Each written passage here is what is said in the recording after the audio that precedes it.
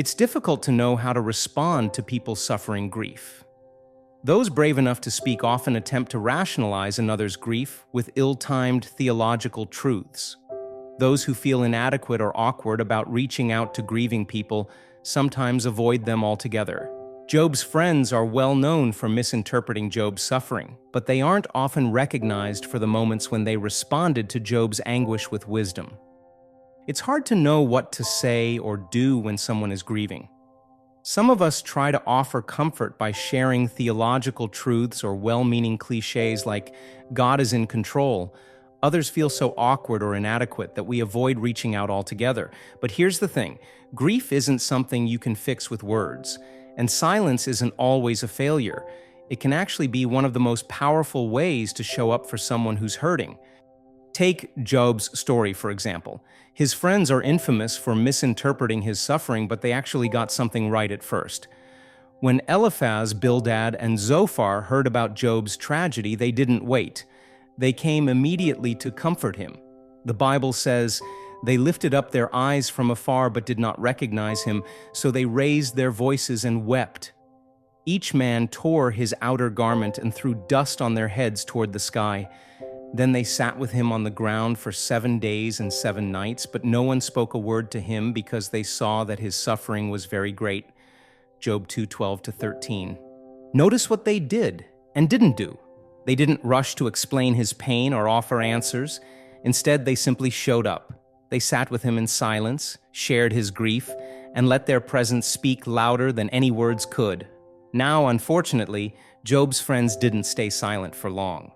Eventually, they started talking, and not in helpful ways.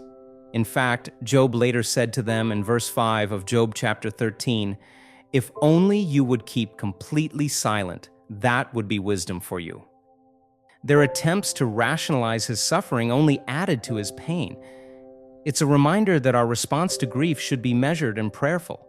Trying to explain what we don't fully understand can unintentionally cause even more hurt. But empathy brings comfort, being present, sitting in the silence, crying alongside someone, acknowledging their pain without trying to fix it. That's where real connection happens. So how can we empathize rather than rationalize grief? Here are a few practical ideas. 1. Show up. Don't let fear or awkwardness keep you away. Your presence alone can be a gift. 2. Listen more than you speak. Sometimes the best thing you can do is just listen. Let them share their heart without interrupting or offering solutions. 3. Resist the urge to explain.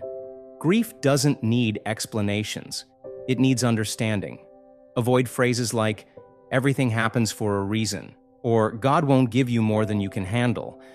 Even if these statements are true, they can feel dismissive in moments of deep pain. 4. Be okay with silence. Sitting quietly with someone might feel uncomfortable for you, but it can be incredibly comforting for them. Silence gives space for processing emotions. Grief is messy, unpredictable, and deeply personal. There's no perfect way to respond, but there are ways to love people well through it. Share their burden. Offer your presence.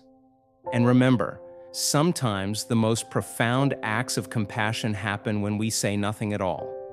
If this resonated with you, leave a comment below. I'd love to hear your thoughts. Have you ever been on either side of grief? What helped you most? And don't forget to subscribe for more content like this. Until next time, take care.